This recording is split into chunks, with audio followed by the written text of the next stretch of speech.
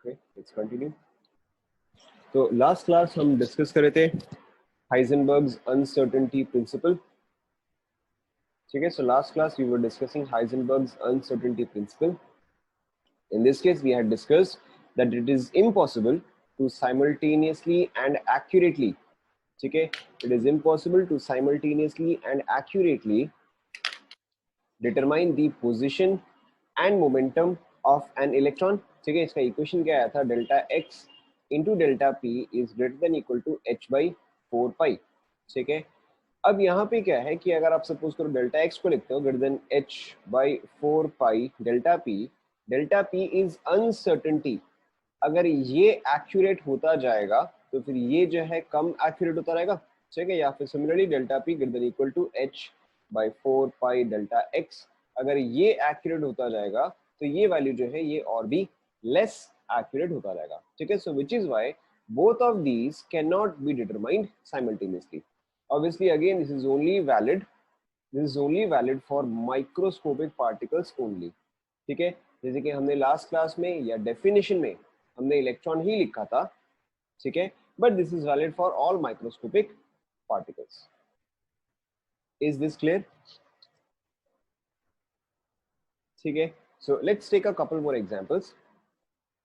इसके अलावा हमने क्या डिस्कस किया था कि जहां पे अनसर्टेनिटी है, ठीक है, अनसर्टेनिटी हमने कैसे डिफाइन किया था, ये कैसे देखा था, वेरी सिंपली अपर लिमिट माइनस लोअर लिमिट. ठीक है, यहां से आपका अनसर्टेनिटी आता है.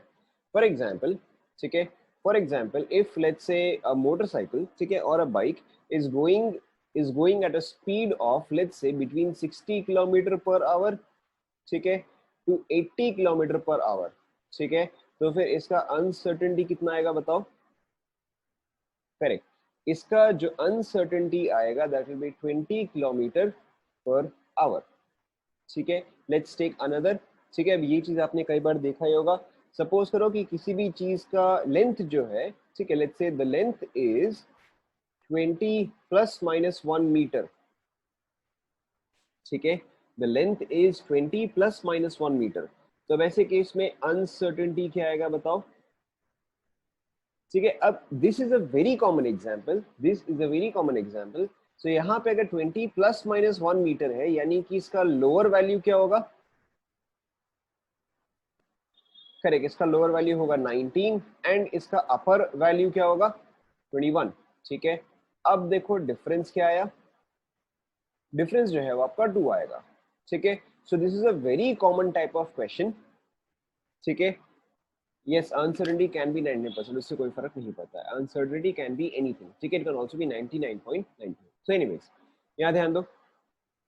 so जब भी आपको ऐसे प्लस माइनस दिया गया है, ठीक है, तो आपको हमेशा चेक करना है कि अच्छा इसका लोअर लिमिट क्या होगा, इसका अपर लिमिट क्या होगा, एंड आपको उन दोनों का जो है डिफरेंस हमेशा लेना पड़ेगा. Is this clear? ठीक है, let's take one more example. ठीक है, so example, let's say the velocity is 100 metre per second plus minus 2%. ठीक है, प्लस माइनस 2%. अब आप यहां पे अनसर्टेनिटी निकालो.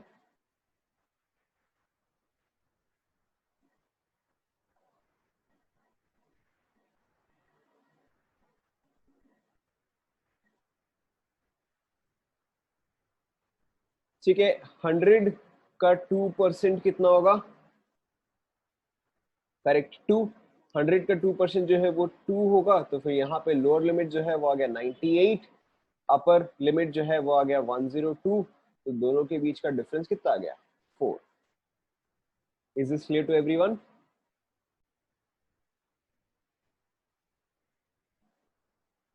ठीक है, let's take one more example.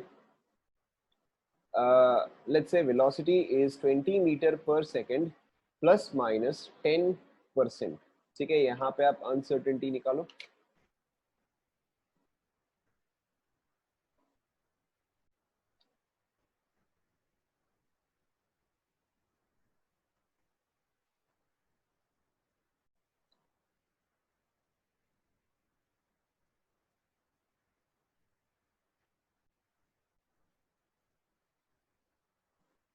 सो इसका 10% कितना आएगा बताओ?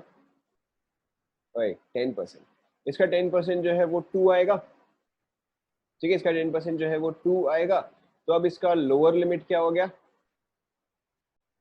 18 हो गया, एंड इसी चीज का अपर लिमिट क्या हो गया, 22 हो गया। दोनों के बीच का डिफरेंस कितना आ रहेगा, डिफरेंस आ रहेगा। Is this clear to everyone? यहां तक आप सभी कंप्लीट करो।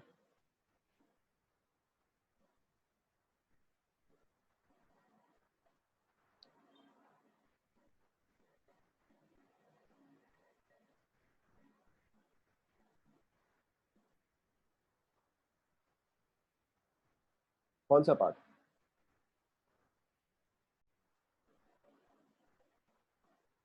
कौन सा पार्ट बोलो?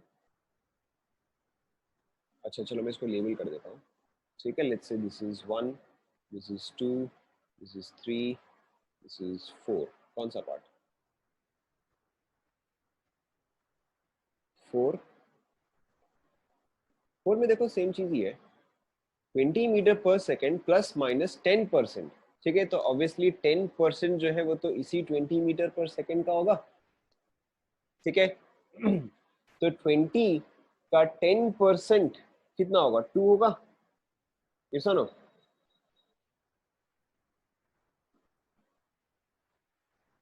अरे 10% ऑफ 20 कितना आएगा, 2 आएगा, ठीक है। तो this is basically what this basically means is it is 20 plus minus 2, ठीक है। सो अगर यहां तक आपको क्लियर हो गया, अगर ये 20 प्लस माइनस 2 है तो यानी कि इसका लोअर लिमिट जो है, इसका लोअर लिमिट जो है वो 18 आ गया, इसका अपर लिमिट जो है वो 22 आ गया। समझ में आया?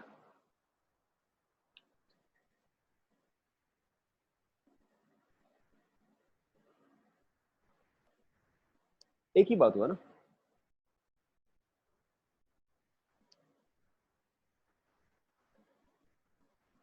यस, यहां तक कंप्लीट हो गया सभी का।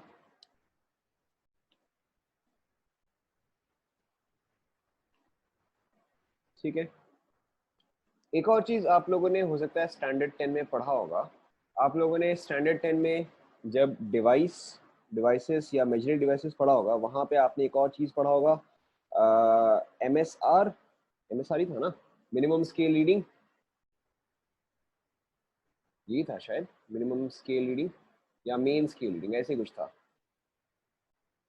ठीक है। नहीं सॉरी, अच्छा, least count, least count, yes, least count was the word, ठीक है। आप लोगों ने पढ़ा था लीस्ट काउंट, ठीक है। यस, वर्नियर स्केल में आपने पढ़ा होगा या स्क्रू गेज में आपने पढ़ा होगा। लीस्ट काउंट नहीं पढ़ा, अच्छा चलो ठीक है, कोई बात नहीं। So least count is basically the smallest value, ठीक है। Least count is basically the smallest value that any scale can measure accurately, ठीक है। Least count is the smallest value that any scale can measure accurately. For example, जो आपके पास general scale होता है, ठीक है, जिससे कि आप लाइंस ड्रॉ करते हो, जिससे कि आप स्ट्रेट लाइन ड्रॉ करते हो, उसमें कौन सा स्मॉलेस्ट मार्क होता है, ठीक है। क्या उसमें मीटर होता है, इंच होता है, सेंटीमीटर होता है, मिलीमीटर होता है, which is the smallest one, ठीक है। So the general scales that you have, the general scales that you have, उसमें जो स्मॉलेस्ट यूनिट होता है दैट इज 1 mm, ठीक है। यानी कि सपोज करो कि अगर दिस दिस इज लेट्स से 1 सेंटीमीटर फॉर एग्जांपल, ठीक है, दिस इज लेट्स से 1 सेंटीमीटर, तो ठीक यहाँ पे जो है, यहाँ पे आपका 0.5 mm आएगा, ठीक है। So this is 1 mm, 2 mm, 3 mm, 4 mm, 5 mm, 6, 7, 8, 9 and 10 mm, ठीक है। सपोज करो कि ये जो है ये आपका स्केल हुआ, ठीक है। एंड नाउ एंड नाउ आपके पास, आप किसी भी एक चीज का लेंथ मेजर कर रहे हो, ठीक है, वो सब्सटेंस जो है या वो थिंग जो है वो कुछ ऐसा है,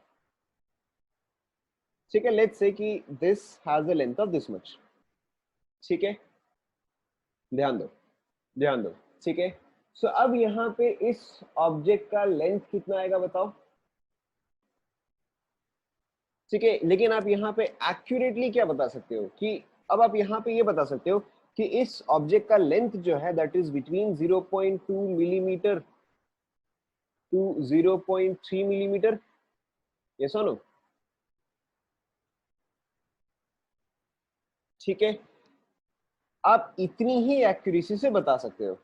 ठीक है, अब अगर आपको पता है कि इसका वैल्यू जो है वो 0.2 से लेके 0.3 के बीच में है, ठीक है, so in this case what is the uncertainty,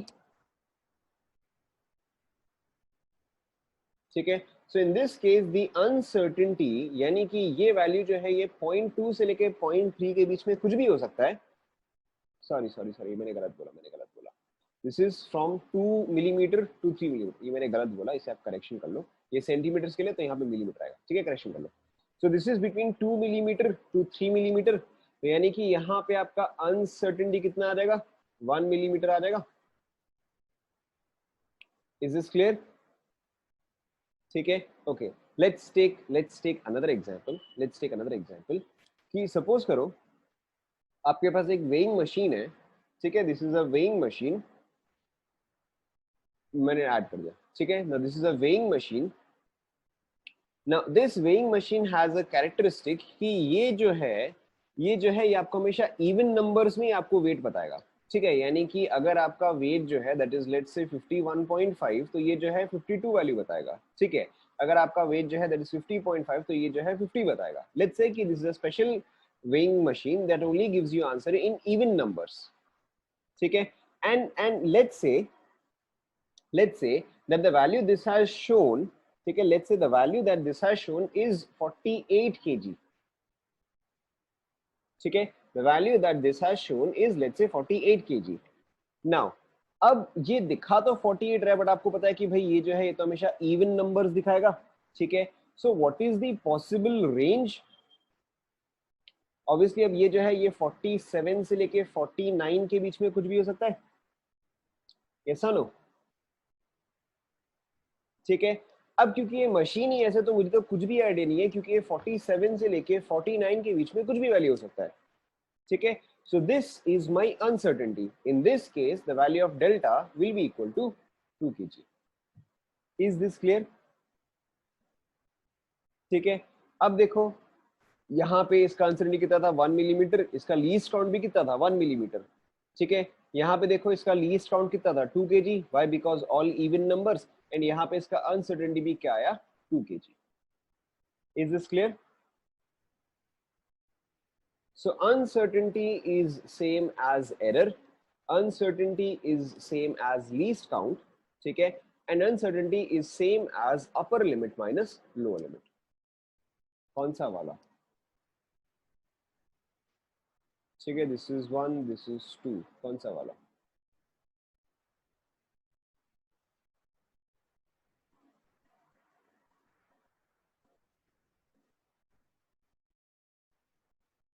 देखो, ध्यान दो, ठीक है, सो Anshuman pay attention. Now suppose करो कि आपके पास एक वेइंग मशीन है, ठीक है, अच्छा चलो वेइंग मशीन नहीं, ठीक है, लेट्स से कि आपके पास एक बकेट है, ठीक है, now this bucket has whatever has a device attached to it, ठीक है, has a device attached to it which tells you, अच्छा चलो इससे पहले, this bucket has a capacity of 10 litres, ठीक है, this bucket has a capacity of 10 litres, and इसमें water जो है वो आप कंटिन्यूअसली ऐड कर रहे हो, ठीक है, now this bucket has a device attached to it which can only tell you if the bucket is full or if the bucket is not full. ठीक है, this device can only tell you if the bucket is full और if the bucket is not full. ठीक है, ध्यान दो, सो अभी अगर ये बकेट जो है ये आपको नॉट फुल बता रहा है, so how much water can be present in this?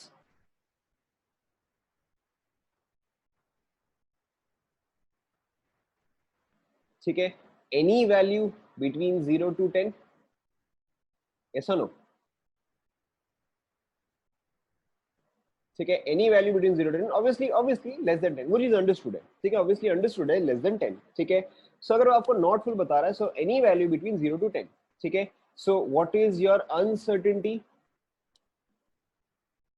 ठीक है, सो आपका अनसर्टेनिटी सिंपली क्या रहेगा, upper limit minus lower limit which is equal to 10। ठीक है, समझ में आया?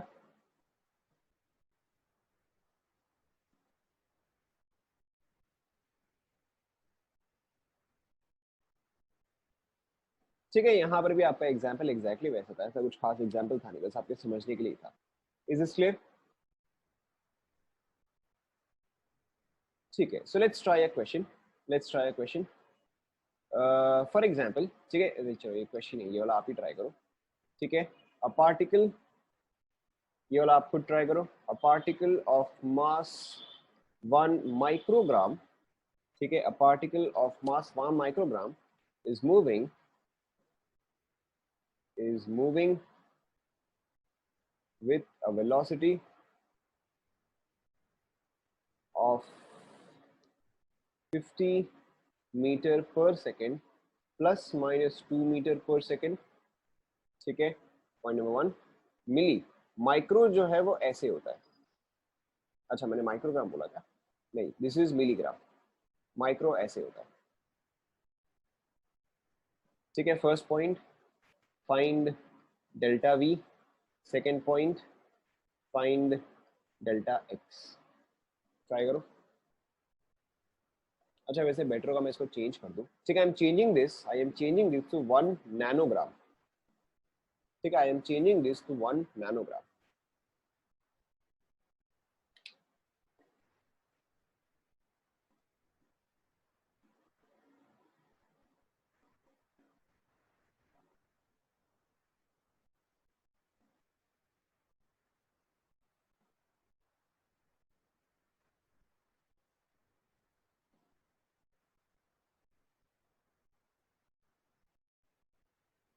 Yes, find delta x, yes, find delta x.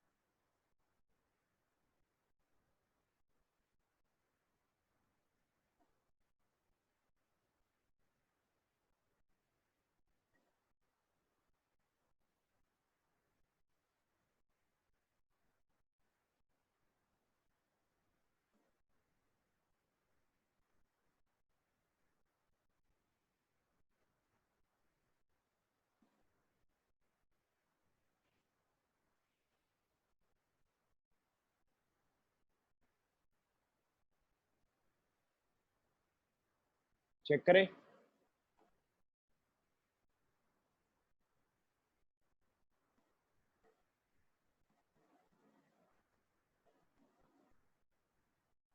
So delta we तो काफी सिंपल है, ठीक है, delta we is very simple. यहाँ पे प्लस माइनस 2 है, ठीक है, so this should be between 48 to 52, ठीक है। तो ये आपका कितना आ जाएगा, this is your 4 metre per second. अब आपको डेल्टा एक्स निकालना है, so we will have to use the equation delta x into delta p greater than equal to h by 4 pi, ठीक है। बट यहाँ पे डेल्टा पी है, ठीक है, यहाँ पे क्या है, यहाँ पे डेल्टा वी है, so delta x is greater than equal to h by 4 pi into m into delta v, कैसा लो, चेक करो पहले सभी यहाँ तक,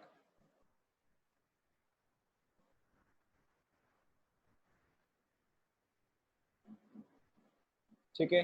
क्योंकि आपको यहाँ पे मास जो है दिया गया है एंड मास में कोई भी अनसर्टेनिटी नहीं है, ठीक है, तो आप इसको जो है एज इट इज ही लिखोगे। हमने लास्ट क्लास डिस्कस किया था कि P is equal to m into v, so delta P is equal to delta m into v. But अगर m कांस्टेंट है, अगर m कांस्टेंट है तो ये क्या रहेगा, बट अगर m कांस्टेंट है तो ये क्या रहेगा, m इंटू डेल्टा वी। ध्यान में आ रहा है? बस अब आपको यहाँ पे वैल्यूज जो है वो डालते जाना है। So delta x greater than equal to h is 6.626 into 10 to the power minus 34 divide by 4 into pi 3.14 into m 10 to the power minus, mass कितना है बताओ, 10 टू द पावर माइनस। अब यहाँ पे आपको एक पॉइंट ध्यान में रखना है कि 1 nanogram is 10 to the power minus 9 gram, which is correct, which is correct, लेकिन मास का एसआई यूनिट क्या है, केजी है, ठीक है, मास का एसआई यूनिट जो है वो केजी है। तो अब अगर इसी चीज को मुझे केजी में लिखना है तो फिर कितना आएगा बताओ, 10 to the power minus, correct, 10 power minus 12 kg, ठीक है। इस एक पॉइंट का आपको ध्यान में रखना है। तो यहाँ पर रहेगा 10 to the power minus 12 kg, ठीक है, इनटू डेल्टा वी इज 4। बस अब आपको यहाँ पे वैल्यू निकालना है, सारे वैल्यू सिंपल ही है। So this is approximately 1.6, this is approximately 2, this is 8, so delta x greater than equal to 10 to the power minus 22 1 by 8 और approximately 1.2 into 10 to the power minus 23। एक बार आप सभी चेक करो metres, एक बार आप सभी check कर लो।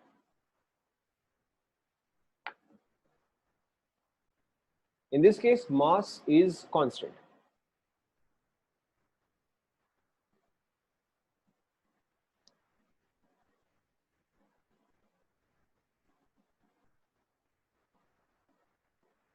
is this clear?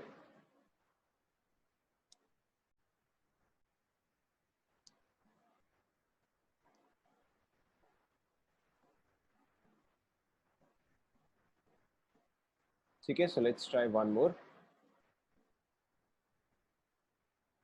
Mass variable वाला आपके सिलेबस में है तो नहीं, बट अगर होगा भी तो भी आपको समझ में आ जाएगा, इट्स नॉट दैट डिफिकल्ट, ठीक है। लेट्स ट्राई अनदर एग्जांपल और let's try another question. Obviously वो गलत हो जाएगा ना, क्योंकि वहां पे आपको केजी में आंसर चाहिए, मतलब आपका स्टैंडर्ड यूनिट्स जो है वो केजी में आएगा ना, ठीक है। So let's try another question. Find delta we of an electron if its uncertainty in position is equal to 10 to the power minus 10 to the power minus 6 meters, ठीक है, ट्राई करो। आपको ऑलरेडी इलेक्ट्रॉन का मास जो है वो पता है, mass of an electron is 9.1 into 10 to the power minus 31 kg। Complete करो।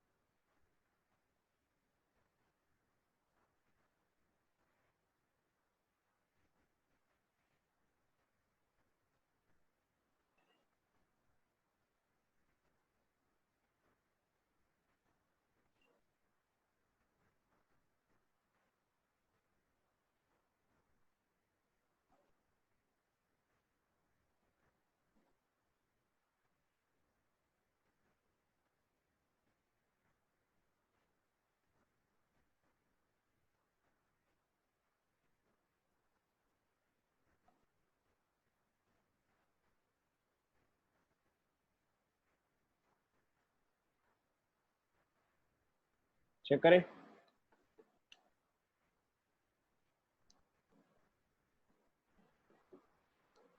ठीक है, so same formula, delta x into delta p greater than equal to h by 4 pi.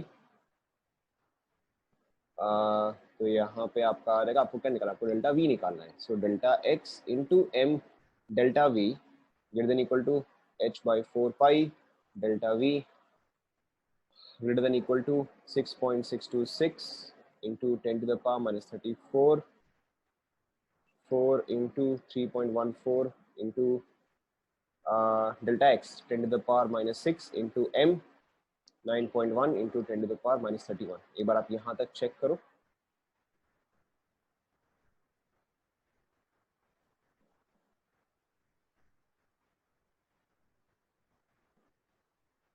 ठीक है, सो दिस इज -3 ऊपर जाएगा +3।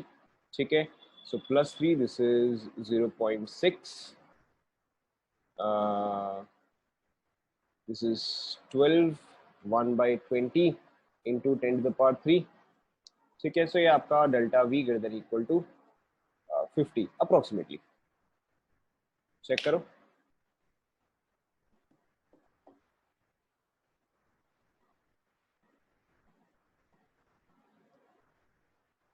चेक करो एक और बार। ठीक है, मैंने एग्जैक्टली नहीं किया।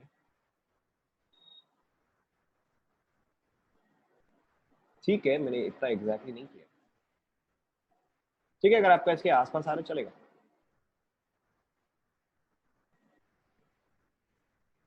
चेक करो।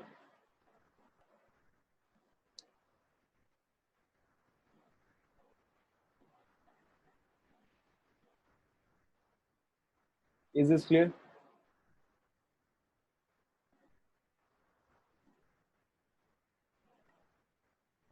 ठीक है, सो आपका हाइजेनबर्ग्स अनसर्टेनिटी प्रिंसिपल जो है वो इतना ही है, there is nothing more in this. तो यहाँ पे सिर्फ आप एक पॉइंट लिख लो। ठीक है, हाइजेनबर्ग्स, ये शायद हम लिख चुके हैं क्या कि only valid for microscopic particles, लिख चुके हैं। ठीक है, so in conclusion Heisenberg's uncertainty principle is only useful, ठीक है, is only useful for microscopic particles, it does not give useful results for macroscopic particles. ठीक है, आपका हाइजेनबर्ग अनसर्टेनिटी प्रिंसिपल जो है वो यहीं पर ही खत्म होता है। ठीक है, so we will be starting, macro वालों के लिए कुछ भी वैलिड नहीं होता, मैक्रो वालों के लिए एटॉमिक स्ट्रक्चर में तो कुछ भी वैलिड नहीं। ठीक है, so now we will start Bohr's model. ठीक है, this is a very very important topic. ठीक है, Bohr's model very important topic, pay attention. ठीक है, इसमें आप सबसे पहले लिखो सम अजम्पशंस। ठीक है, या अजम्पशंस इन बोर्स मॉडल। ठीक है, लिखते जाओ। ठीक है, वेरी वेरी इंपॉर्टेंट टॉपिक।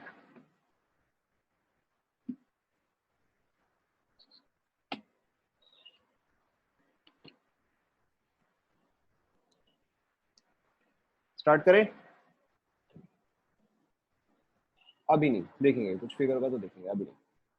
ठीक है, so the first assumption of Bohr's model is that, ठीक है, ध्यान दो। So the first assumption of Bohr's model is that electrons are not present at any distance. Electrons are not present at any distance, rather they move around or they revolve around the nucleus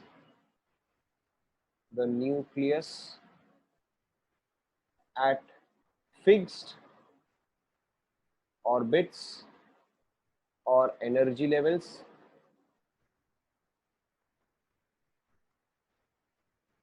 ठीक है, electrons are not present at any distance, rather they revolve around the nucleus at fixed orbits or energy levels.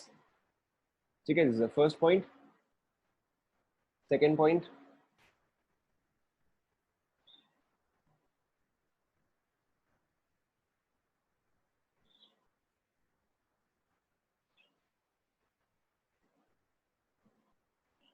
done. Yes, आपको ये सारे points याद रखने की जरूरत है। ठीक है, second point, electrons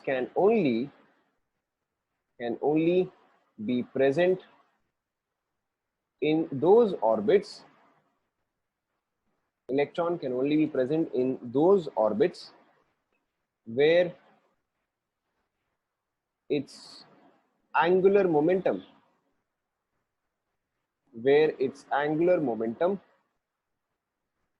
is equal to, या is an integral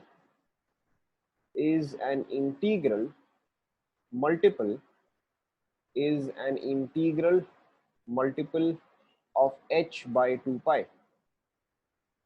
Electron can only be present in those orbits where its angular momentum is an integral multiple of h by 2 pi. ठीक है, यहाँ पे आपको एक और चीज ध्यान रखना है कि h by 2 pi is also called as h bar.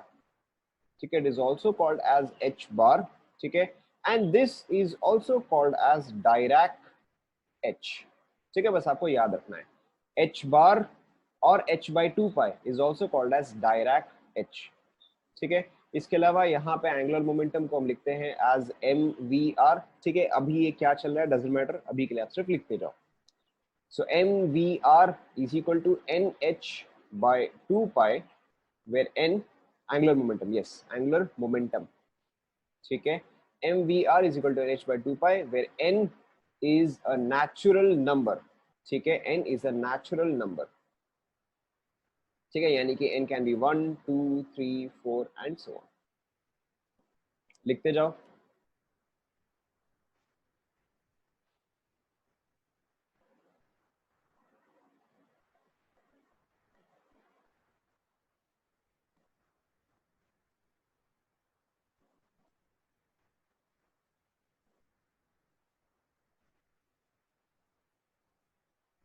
MVR is angular momentum. MVR is angular momentum. ठीक है, is equal to NH by 2 pi, NH by 2 pi, where N is a natural number. Dirac, Dirac H. अभी ये सब क्या है doesn't matter, हम ये चीज आगे डिस्कस करेंगे, अभी के लिए आप सिर्फ लिखते जाओ. डन. ठीक है, देन नेक्स्ट पॉइंट. ठीक है, the centripetal force of attraction, force required to revolve around the nucleus,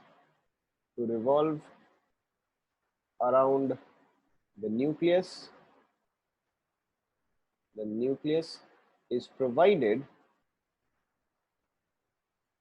by the electrostatic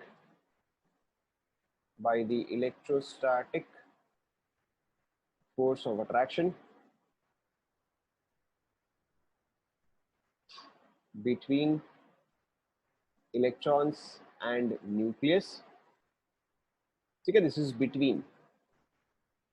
The centripetal force of attraction required to revolve around the nucleus is provided by the electrostatic force of attraction between electron and nucleus.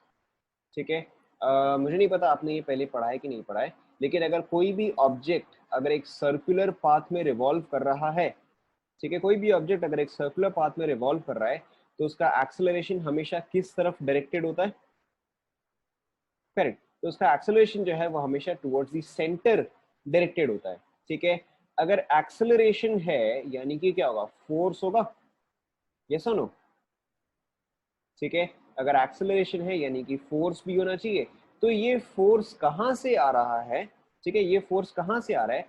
This force is because of electrostatic attraction. Electrostatic attraction यानी कि the attraction between positive and negative charges. ठीक है, तो पूरा nucleus जो है that is positively charged, electron जो है that is negatively charged, and इनके अट्रैक्शन से ही इसको फोर्स मिलता है. ठीक है, इसके अट्रैक्शन से ही इसको फोर्स मिलता है कि ये इसके अराउंड रिवॉल्व कर पाए. ठीक है, जैसे कि the earth is able to revolve around the sun because of which force?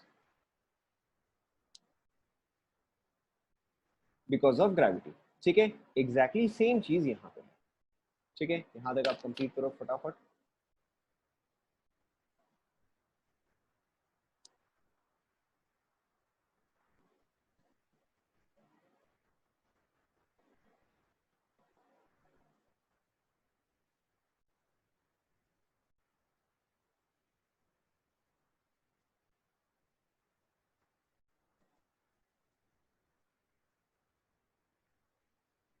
Done. Now next point, ठीक है, electrons present in their ground state, अभी आप लिखते जाओ, ठीक है, electrons present in their ground state, obviously ground state क्या है ये अभी आपको नहीं पता है, बट अभी आप लिखते जाओ, electrons present in their ground state do not lose energy, do not lose energy while revolving around the nucleus, ठीक है। The next point, electron can be excited to a higher energy level, can be excited to a higher energy level, ठीक है, but it must de-excite, but it must de-excite and come down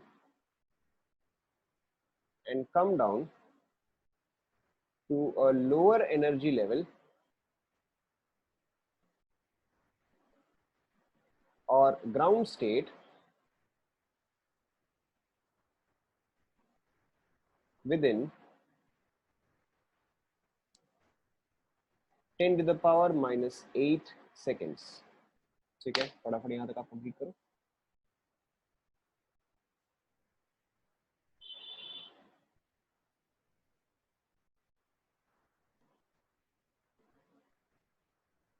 लिखते जाओ, बाद में एक साथ explain करूंगा।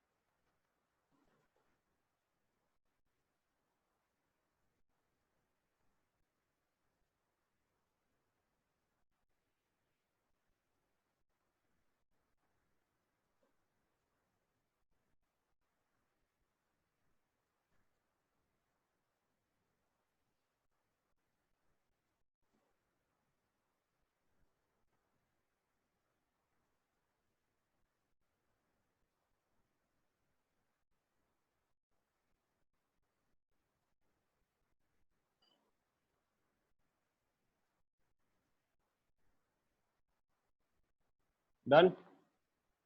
Fifth point is, electron can be excited to a higher energy level, but it must de-excite. Electron can be excited to a higher energy level, but it must de-excite and come down to a lower energy level or ground state within 10 to the power minus 8 seconds.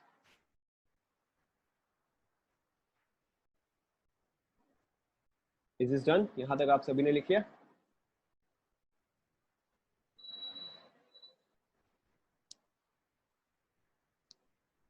ठीक है, सो इसके अलावा आपके यही basic postulates है या यही basic assumptions है। इसके अलावा अगर कोई और पॉइंट होगा तो जो है वो क्वेश्चंस में आपको दिख जाएगा। ठीक है, so now let's start. So there are couple of terms that I have defined here. देखो सबसे पहला टर्म क्या है, बोर्स मॉडल जो है वो सबसे पहले क्या बोल रहा है कि आपका जो न्यूक्लियस है, ठीक है, उससे कोई भी रैंडम डिस्टेंस पे इलेक्ट्रॉन जो है वो प्रेजेंट नहीं हो सकता।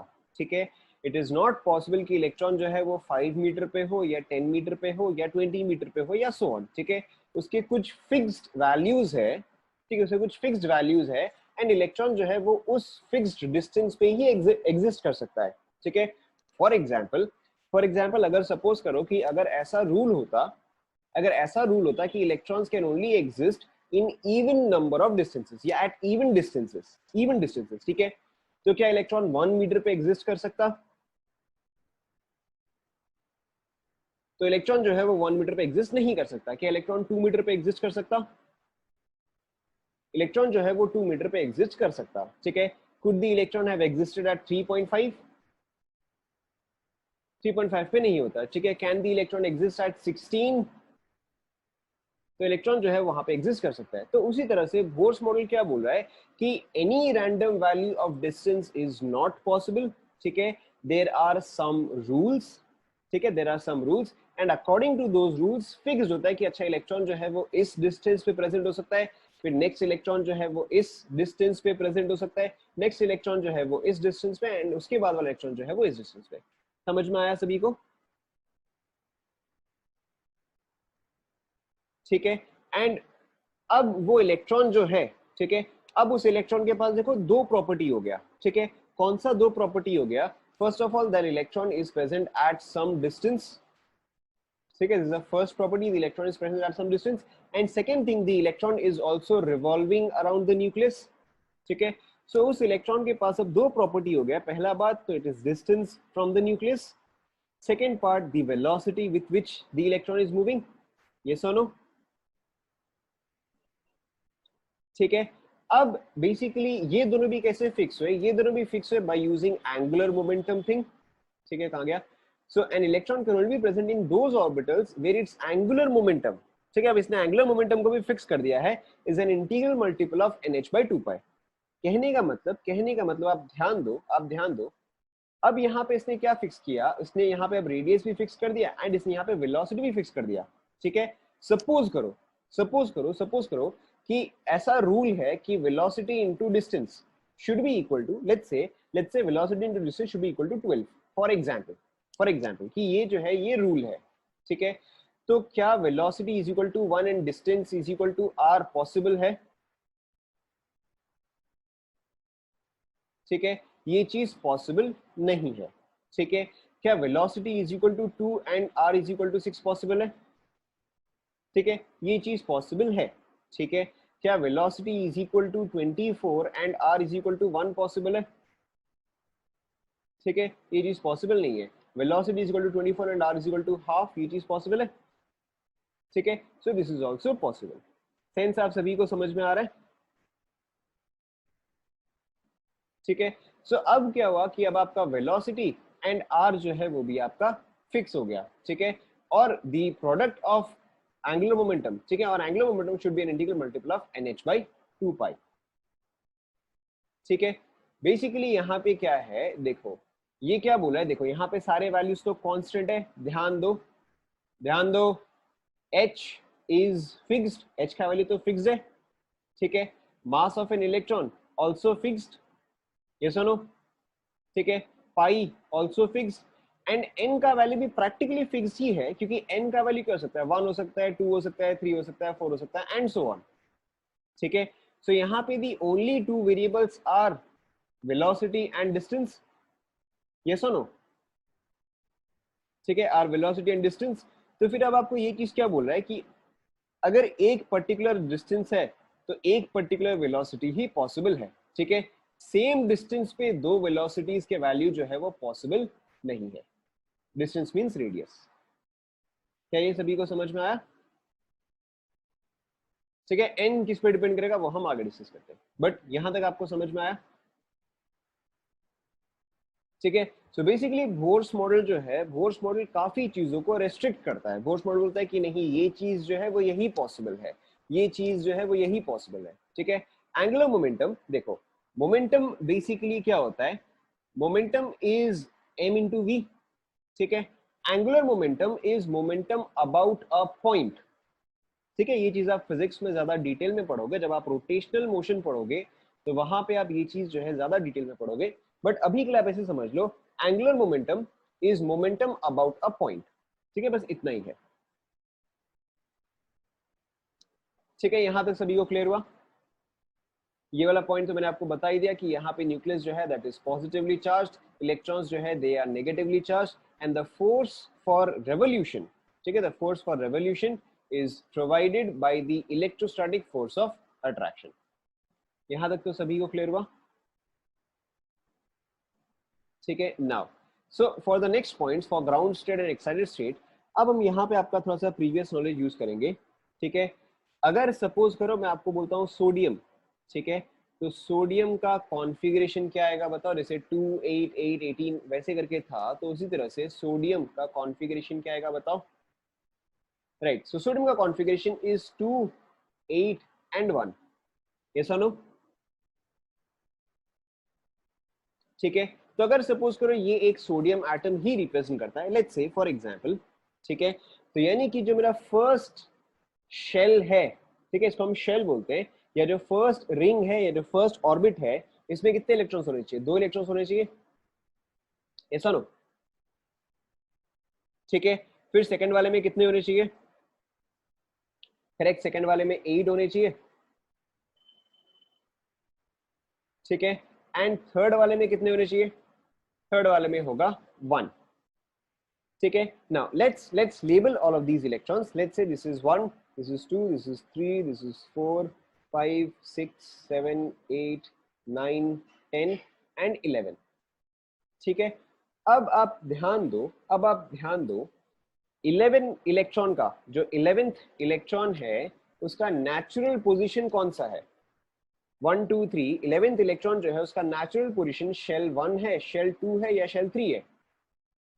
ठीक है, तो जो 11th इलेक्ट्रॉन है उसका नेचुरल पोजीशन जो है दैट इज थर्ड शेल, तो उस 11th इलेक्ट्रॉन के लिए that is it's ground state. Ground state का मतलब कि वो नेचुरली कहां पे एग्जिस्ट करता है, समझ में आया?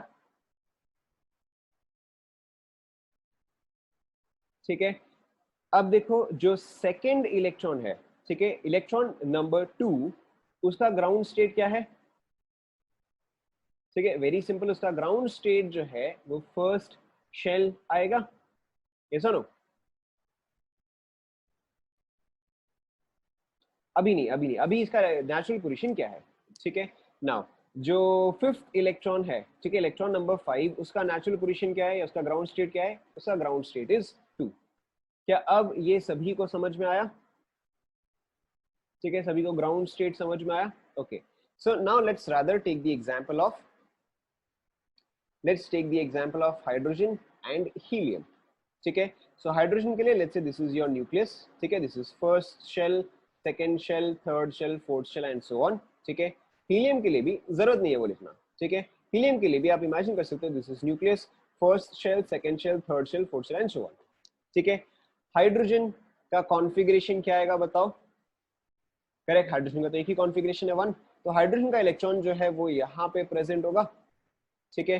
हीलियम का कॉन्फ़िगरेशन इज 2, तो यानी कि इसका एक इलेक्ट्रॉन यहाँ पे प्रेजेंट होगा, ठीक है, दूसरा इलेक्ट्रॉन जो है वो यहाँ पे प्रेजेंट होगा, ऐसा नो? ठीक है, तो हाइड्रोजन का ग्राउंड स्टेट क्या है? ध्यान दो, हाइड्रोजन का ग्राउंड स्टेट का मतलब क्या है? हाइड्रोजन में तो एक ही इलेक्ट्रॉन है, तो हम ऑब्वियसली उसी इलेक्ट्रॉन को ही रेफर कर रहे हैं, ठीक है, तो हाइड्रोजन का ground state would be shell number 1। ठीक है, अब इसी शेल को हम n बोलते हैं। यहाँ पर जो आपका n लिखा हुआ है, यहाँ पर जो n लिखा हुआ है this is your shell number, ठीक है, सो this is n is equal to 1, ठीक है, this is n is equal to 2, this is n is equal to 3 and so on। सभी को समझ में आया? ठीक है, जो शेल नंबर है दैट इज योर n। सभी को समझ में आ रहा है? ठीक है, the maximum value of n is infinity, ठीक है, theoretically the maximum value of n is infinity.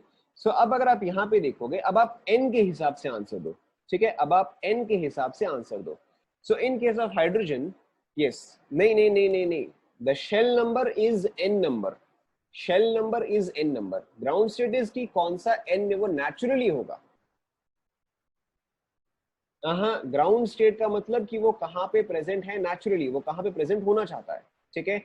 So in case of hydrogen the ground state is, जो फर्स्ट इलेक्ट्रॉन है वो कहां पे मिलेगा हमेशा, वो आपको हमेशा मिलेगा n इज इक्वल टू 1 पे। ठीक है, एनर्जी वगैरह हम बाद में डिस्कस करेंगे। जो आपका ग्राउंड स्टेट है in this case that is n is equal to 1।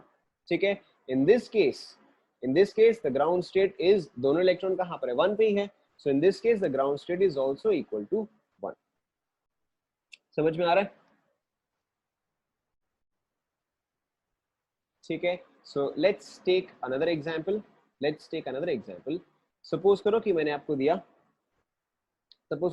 दिया मैग्नीशियम। ठीक है, मैग्नीशियम का कॉन्फ़िगरेशन आपको ऑलरेडी आता है। What is the ground state, ध्यान दो, what is the ground state for 11th electron, ये आप खुद बताओ।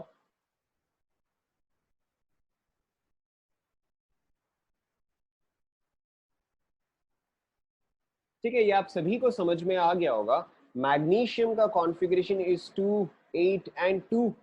ठीक है, इसका ग्राउंड स्टेट जो है वो है n इज इक्वल टू 1, इसका ग्राउंड स्टेट जो है वो है n is equal to 2 and इसका ग्राउंड स्टेट जो है वो है n इज इक्वल टू 3। तो 11th इलेक्ट्रॉन जो है वो तो इसमें आएगा, ये सुनो।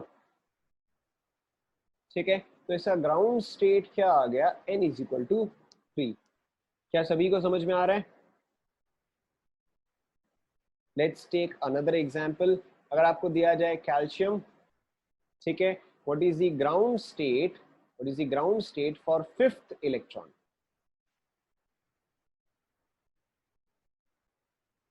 ठीक है, very simple. So calcium is 2 8 8 and 2। ठीक है, आपको चाहिए, this is n is equal to 1, n is equal to 2, n is equal to 3, n is equal to 4। ठीक है, तो जो 5th इलेक्ट्रॉन है वो इसमें आएगा। ठीक है, and it's ground state is n is equal to 2। सभी को समझ में आ रहा है? ठीक है, so this is what is ground state, कि एक इलेक्ट्रॉन नेचुरली कहां पे प्रेजेंट होगा। ठीक है, now the next thing is yes, ground shell is not n। आप समझ ही रहे हो, n is shell number, n is shell number. ठीक है, अरे जैसे आप सपोज करो, ठीक है, इस रो में सपोज करो 4 घर है। ठीक है, first house, second house, third house and fourth house. ठीक है, सपोज करो कि आपका जो है, आपका हाउस नंबर 1 है। ठीक है, आपका हाउस नंबर 1 है, या house number 1 is your house. ठीक है, this is where you live. So naturally आप हमेशा कहां पे मिलोगे, नेचुरली आप हमेशा 1 में मिलोगे। ठीक है, but it is not impossible कि आप 1 से उठ के 2 3 पे चल जाओ। ठीक है, आप हो सकता है कि आप यहाँ से 1 से उठ के आप 3 पे चल जाओ। ठीक है, सो अगर आप 3 पे हो एंड आपको पूछा जाए कि अच्छा वेयर आर यू, तो in that case it be n is equal to 3। समझ में आ रहा है? ठीक है, बट योर ग्राउंड स्टेट और your natural state is still n is equal to 1। Sense आपको समझ में आ रहा है? ठीक है, shell number is n number. ठीक है, ग्राउंड स्टेट इज कौन सा n जहां पर कि वो हमेशा मिलेगा। Yes, is this clear?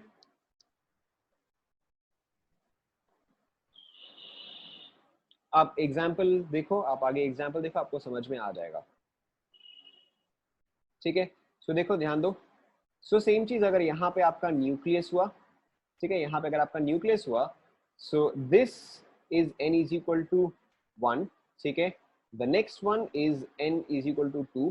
ठीक है, अब मैं इसको पूरा ड्रॉ नहीं कर रहा हूँ, मैं इसको हाफ ड्रॉ कर रहा हूँ। This is n is equal to 3। ठीक है, this is n is equal to 4, then n is equal to 5 and so on up to n is equal to infinity. ठीक है, ध्यान दो, आप सवाल बाद में करो, पहले ध्यान दो। Now now in this case also, अब ये चीज भी आपको ऑलरेडी पता है कि जो फर्स्ट शेल है अल्फाबेट में, उसको क्या बोलते हैं बताओ? द फर्स्ट शेल अल्फाबेट में, correct. So the first shell is also called as the K shell, the second shell is also called as the L shell, M shell, N shell, O shell and so on. ठीक है, तो ये भी चीज आपको पता होनी चाहिए कि बोर्स मॉडल में, ठीक है, या in fact any any nuclear model में आप हमेशा ये करते हो कि द फर्स्ट शेल और n is equal to 1 is also called as the K shell, the second shell is also called as the L shell, third shell M shell and so on। ठीक है, तो इसको भी आप complete करो। n is equal to 1 is K shell, 2 L shell, 3 M shell and so on। इसी भी आप कंप्लीट करो।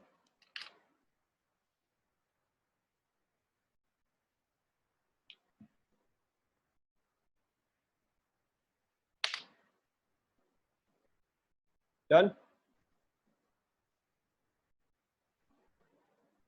Okay. So now the one of the more important things to discuss, Z क्या है? अच्छा. Now one of the more important things we have to discuss is energy. ठीक है. So किसी भी एक सब्सटेंस के अंदर एनर्जी कितना होता है, ध्यान दो, ध्यान दो. किसी भी एक सब्सटेंस के अंदर कितना एनर्जी होता है, that is found out by breaking the substance. ध्यान दो, ठीक है. सपोज करो कि आपके पास दो रॉड्स है, ठीक है. This is rod A, this is rod B, ठीक है. अब रॉड ए कितना स्ट्रॉन्ग है या रॉड बी कितना स्ट्रॉन्ग है, या कैसे पता करते हो? By trying to break rod A and rod B. समझ में आ रहा है? ठीक है. अगर आपको रॉड ए ब्रेक करने में ज्यादा मेहनत लगा एंड रॉड बी जो है वो इजीली ब्रेक हो गया, तो इन दोनों में से कौन सा स्ट्रॉन्गर होगा? नेचुरली आपका ए जो है वो ज्यादा स्ट्रॉन्गर होगा. यस और नो? ठीक है. So to find out how much energy does anything contain, we try to spend all of it. समझ में आ रहा है? ठीक है. भाई आपके पास कितने पैसे नहीं बता, तो आप खर्चे करते जाओ करते जाओ करते जाओ करते जाओ, एंड अगर 100 रुपए खर्चे हो गए, अब आपके पास और नहीं है, तो आपके पास था कितना? आपके पास था 100. समझ में आ रहा है? ठीक है. So to find out how much energy does anything contain, ठीक है, we try to break it और we try to remove all the energy. ठीक है. सो अब देखो, अब आपको ये चीज भी अगेन इजीली पता है. सपोज करो कि आपके पास मैग्नेट्स है, ठीक है. Let's say this is magnet 1, this is magnet 2, ठीक है. So magnet 1 is present at this distance, magnet 2 is present at this distance, ठीक है. This is case 1, this is case 1. In case 2, magnet 1 is present at this distance, but magnet 2 is present at this distance. ध्यान दो, ध्यान दो, ध्यान दो, ठीक है. So between case 1 and case 2, in which case is it easier to remove the magnets? In which case is it easier to remove the magnets? Naturally second case में attractive. आप ये समझो कि दोनों केस में भी अट्रैक्टिव फोर्स है, ठीक है. Naturally in the second case it is easier to remove the magnets, ठीक है. एंड अगर इजियर है, यानी कि अगर इजियर है यानी कि आपने कम एनर्जी स्पेंड किया या ज्यादा एनर्जी स्पेंड किया? भाई कोई चीज अगर आसान है तो आपने उसमें कम एनर्जी स्पेंड किया होगा या ज्यादा किया होगा? ऑब्वियसली आपने उसमें कम एनर्जी स्पेंड किया होगा, ठीक है. सो अगर आपने कम एनर्जी स्पेंड किया एंड ये चीज सेपरेट हो गया, तो नेचुरली इसके अंदर भी क्या रहा होगा? इसके अंदर भी लेस एनर्जी रहा होगा. यस और नो? ठीक है. एंड यहां पे, ठीक है, in case 1 compared to case 2, in case 1 compared to case 2, obviously यहां पे क्या होगा? यहां पे मोर एनर्जी होगा, ठीक है. या फिर आपको इतनी मेहनत करने की जरूरत ही नहीं थी, आप डायरेक्टली बता सकते थे कि भाई अगर मैग्नेट्स पास है तो एनर्जी ज्यादा होगा, मैग्नेट्स दूर है तो एनर्जी कम होगा. ये सुनो, ठीक है. अब एग्जैक्टली सेम चीज आप यहां पर भी बोल सकते हो, ठीक है. Exactly same thing you can say right here.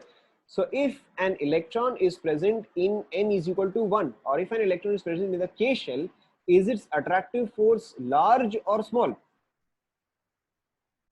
Correct, its attractive force is large, ठीक है. as compared to अगर मैं बोलूं n is equal to 3 और m shell, ठीक है, m shell में जो इलेक्ट्रॉन है as compare to first one, ठीक है, हम 1 and 3 को कंपेयर कर रहे हैं, तो जो इलेक्ट्रॉन इज इक्वल टू 3 में है उस पर अट्रैक्टिव फोर्स ज्यादा है या कम है? फिर उस पर अट्रैक्टिव फोर्स जो है वो कम है, ठीक है. तो अगर मुझे इस एटम से इलेक्ट्रॉन्स निकालना है, will it be easier for me to remove from first one और थर्ड वन? ठीक है, obviously it will be easier for me to remove an electron from the third one. सभी को समझ में आ रहा है ना? ठीक है. इसीलिए जब भी हम केमिकल रिएक्टिविटी चेक करते हैं, जब भी हम एक एटम का रिएक्शन चेक करते हैं, हम हमेशा क्या चेक करते हैं कि वो आउटर मोस्ट इलेक्ट्रॉन, ठीक है, या उसका आउटर मोस्ट कॉन्फ़िगरेशन क्या है, ठीक है, क्योंकि हमेशा आउटर मोस्ट इलेक्ट्रॉन ही है जो कि निकालना इजीएस्ट होता है. Is this clear?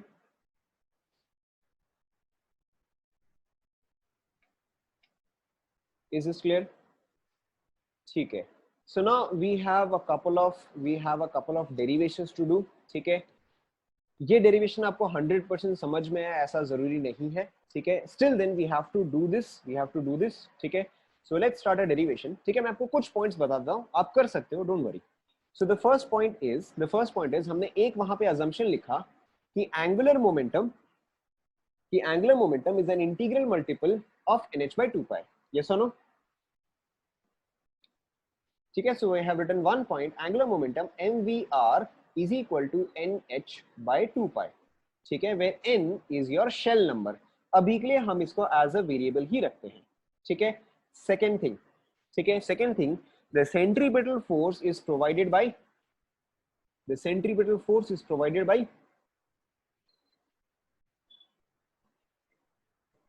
by what force? The centripetal force is provided by electrostatic force of attraction, ठीक है। Centripetal force F is equal to, हम क्या लिखते हैं बताओ? Centripetal force F is equal to, centre की तरफ क्या होता है? सेंटर की तरफ F is equal to ma, correct है, but M V square something something कुछ होता है, correct. So centripetal force is given by M V square by R, हाँ ना, ठीक है। अच्छा, ये अगर आपको आता है तो ठीक है, नहीं आता तो भी ठीक है। Electrostatic force of attraction is given bye, electrostatic force of attraction is given bye, मुझे नहीं पता आपने ये किया है नहीं किया है, नहीं किया है, चलो ठीक है, I think okay. So electrostatic force of attraction is given bye के Q1 Q2 upon are square. ध्यान में आ रहा है लोगों को?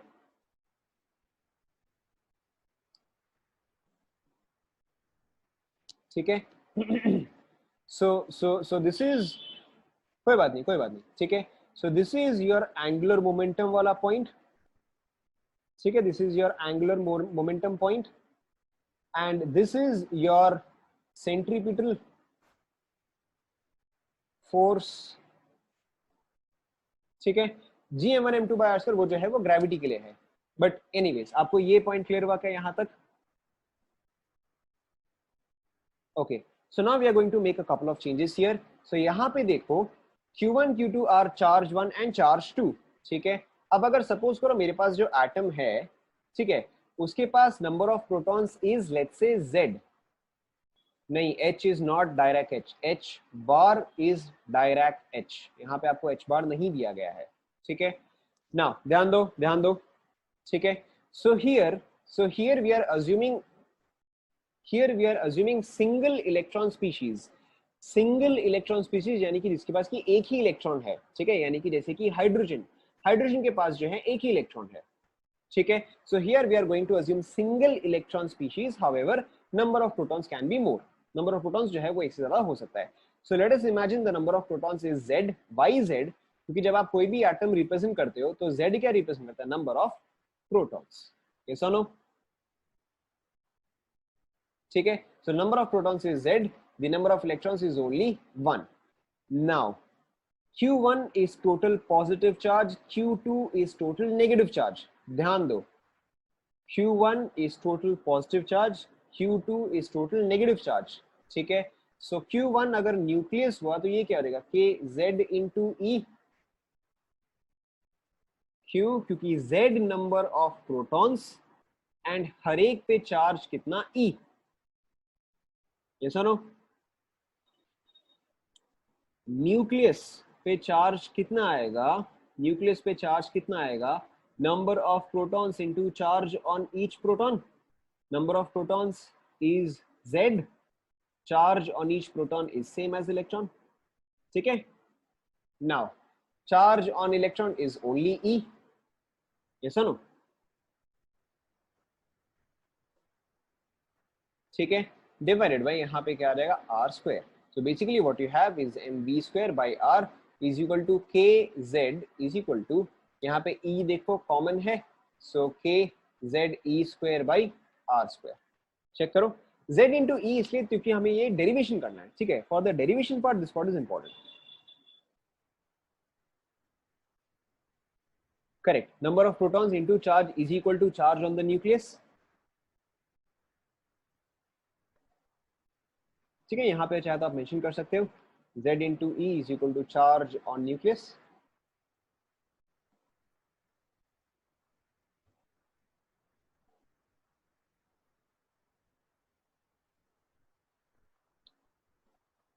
सभी को समझ में आया? यहां तक पहले आप फटाफट कंप्लीट करो।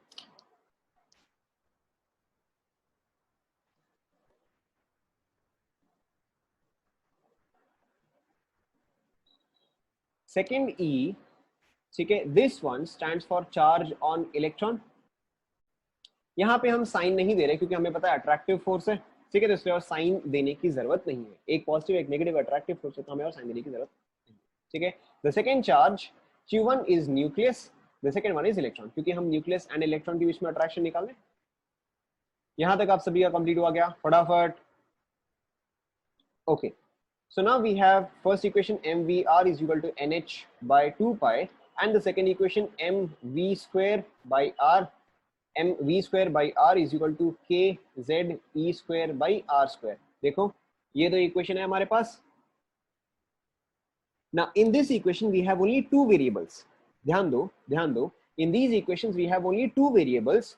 एक हमारा वेरिएबल जो है that is velocity, दूसरा हमारा वेरिएबल जो है that is r, ठीक है। h is fixed, pi is fixed, mass of an electron is fixed, ठीक है। यहां पर भी देखो mass of an electron fixed, v variable, r variable, k is a constant, ठीक है। अच्छा z भी एक वेरिएबल है, बट z जो है एक एटम के लिए जो है z कांस्टेंट होगा, ठीक है। For an atom z is constant, charge on electron is fixed and r is variable। तो अगर आप एसेंशियली देखोगे, तो there are only two variables, the value for z and the value for n is fixed, ठीक है। So now दो equation, दो variable solve किया जा सकता है, यस और नो? Okay, now patience. दो इक्वेशन दो वेरिएबल सॉल्व किया जा सकता है। What I want from you first of all is to find out, अच्छा चलो एक मैं करता हूं दूसरा आप करना, ठीक है। एक मैं कर रहा हूं दूसरा आप करना। सपोज करो कि मुझे निकालना है वैल्यू ऑफ आर, ठीक है, मुझे निकालना है वैल्यू ऑफ आर, यानी कि मुझे v को सब्स्टिट्यूट करना पड़ेगा, यस और नो?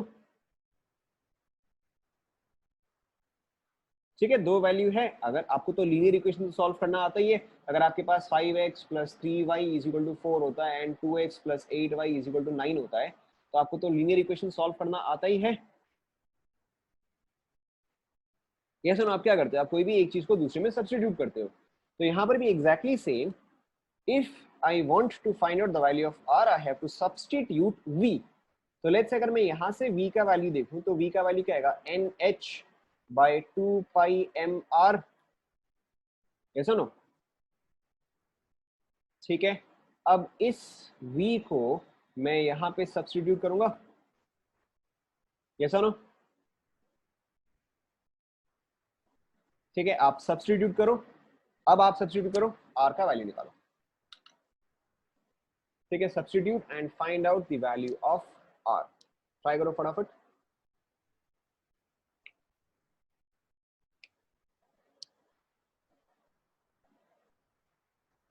आप डिवाइड भी कर सकते हो, you can do it any way, you can do it any way,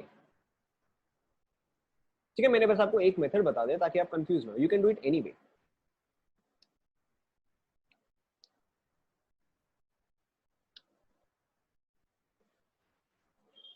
बताओ आर का वैल्यू क्या आ रहा है,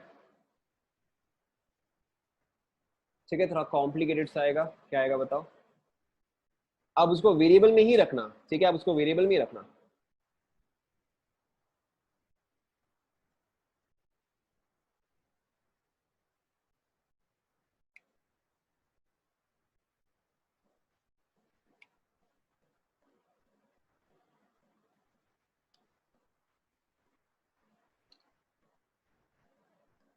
ठीक है, सो देखो यहाँ पे आपका एक आर एंड एक आर जो है वो कैंसिल होगा। So R is equal to K Z E square divide by M V square, ये आएगा, ठीक है। फिर आप v का वैल्यू सब्स्टिट्यूट करो। So r is equal to K Z E square divided by M N H by 2 pi M R square. देखो ऐसा आएगा कुछ, ठीक है। तो अब इसको सॉल्व करो, you have to solve this obviously. So अब अगर आप इसको फर्दर सॉल्व करोगे तो देखो क्या आएगा, r is equal to K Z E square divide by M into N square H square, एक सेकंड एक सेकंड, हाँ ठीक है, ठीक है। और ये जो है ये तो न्यूमरेटर में चल जाएगा, so into 4 pi square M square R square. Check करो, yes this is absolutely important, this is absolutely important. Derivation आते ही आपको हार नहीं मानना है, ठीक है ना। अब अगर आप इसको फर्दर सॉल्व करोगे, यहाँ पे एक आर, यहाँ पे एक आर जो है वो फर्दर कैंसिल आउट होगा। So R is equal to, यहाँ पे एक एम, यहाँ पे एक M, further cancel out. So R is equal to N square H square divided by 4 pi square K Z E square. Check करो,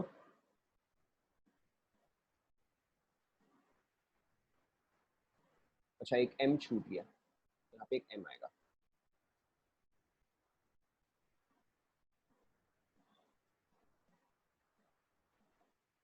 check करो,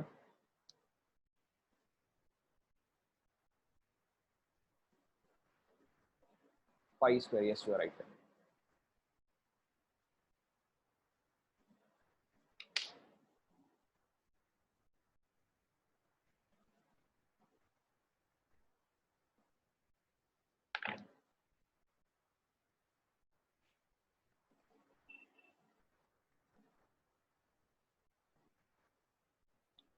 पहले आप लिखते जाओ, उसके बाद आप क्वेश्चन पूछो। आप इतना क्वेश्चन पूछोगे तो आपको कैसे याद रहेगा।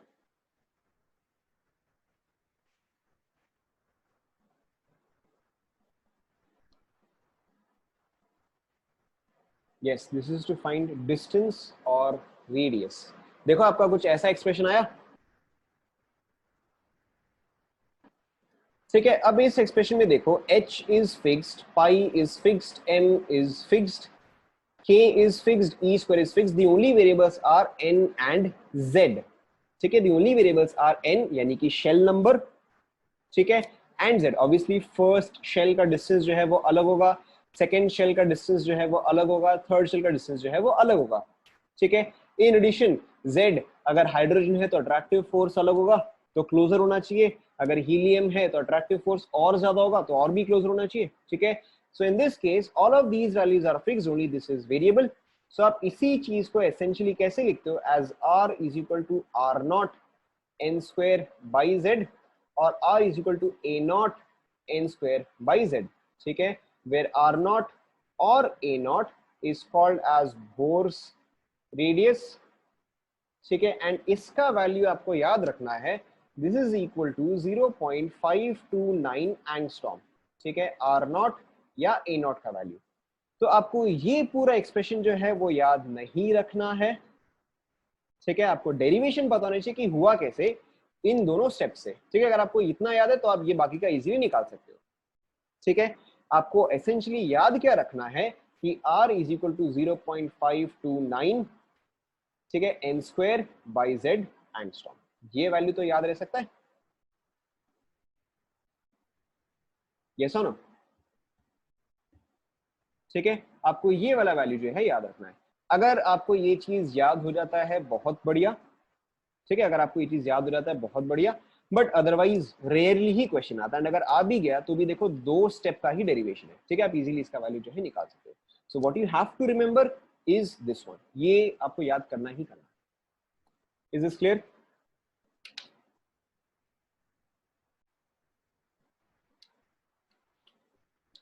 ठीक है, यहां तक आप कंप्लीट करो, यहां तक आप कंप्लीट करो। अच्छा, आपको एक होमवर्क दे देता हूं मैं, ठीक है। जैसे आपने आर का वैल्यू निकाला, जैसे अपने आर का वैल्यू निकाला, वैसे ही आपको वी का वैल्यू निकालना है, ठीक है। आपके पास आर का वैल्यू तो आ गया है, ठीक है, आप सिंपली इसको वी में सब्सटीट्यूट करो, ठीक है। आर का वैल्यू तो आप सिंपली इसको वी में सब्सटीट्यूट करो, ठीक है। Find out the expression, find out the expression for V, ठीक है। That is it for today, यहां तक आप रिवाइज करो, ठीक है। Any other question we will discuss in the next class.